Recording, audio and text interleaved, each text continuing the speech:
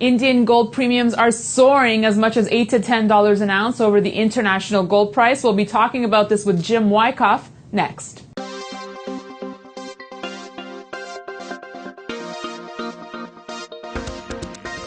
Thanks for joining me, Jim. Hello, Danielle. Nice to be with you. Jim, let's start off with the main story of the day, and that is Indian retailers paying more in order to keep up with immediate demand. Customers trying to scoop up any gold bar they can in the wake of the plunge in international prices. What are you hearing in regards to this story? Indeed, Daniela. In fact, I've read reports of strong demand for physical gold from not only India, but from the U.S., other parts of Asia, but certainly India, the number one consuming nation of physical gold as far as the consumer goes, seeing gold bars virtually unavailable for the consumer to buy, and that has increased the premiums over the spot price of gold. But I've heard reports of $6 to $8 an ounce. So indeed, very strong demand coming out of India. There's a festival that takes place in about 2 weeks, and there's going to be even stronger demand due to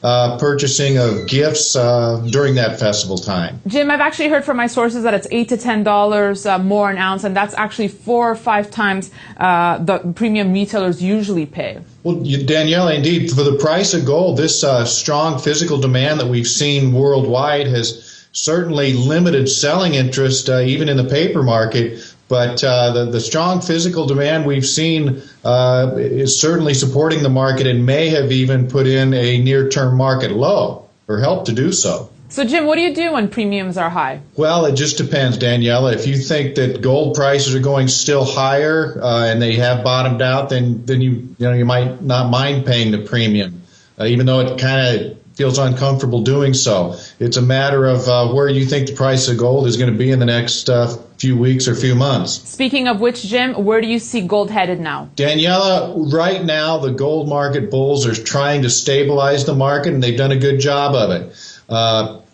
From a near-term basis, if the bulls can hold prices above $1,400 basis the June COMEX contract, that's going to continue to be a positive sign. We're holding just above that level as we speak today. If we produce a close back below 1,400, then the bears are going to regain a bit of downside momentum. We do have strong chart support at last week's low of 1321 and change. That's a very strong support level. For the bulls to gain fresh, strong upside technical momentum, they're going to have to produce multiple closes on a daily basis back above 1450 in the June contract. So what rating are you giving gold and silver this week, Jim? Still fully in the bearish camp as far as the overall technical posture for the gold market, so I'm giving it a 3 right now.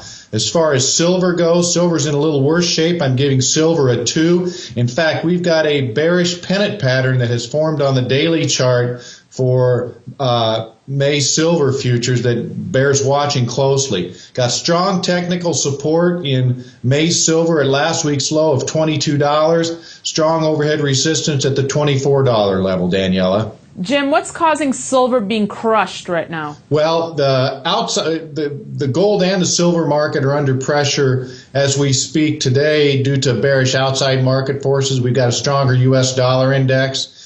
We've got weaker crude oil prices. Silver is also taking a little bit harder today because copper's under pressure. We had some weak manufacturing data come out of China and the European Union today, so that's also adding to downside pressure in the raw commodity sector. Yeah, we've definitely seen weak economic reports emerge from France and Spain. And Jim, I've never seen you give a metal a 2 rating. That's the lowest you've gone. Yeah, it's a pretty bearish reading, that's for sure, Daniela. You know, the thing with silver, unlike gold, gold might be in the same posture, but gold still is a stronger safe haven asset than is the silver market. And that's why you're seeing a little better reading in the gold market right now, because you are seeing the strong physical demand for gold as the investors and long-term holders step in to buy at what they perceive are bargain prices. All right, with the few minutes we have left, Jim, final thoughts for investors. Well, we've seen some high volatility in the gold and silver markets recently. We've stabilized the markets at present.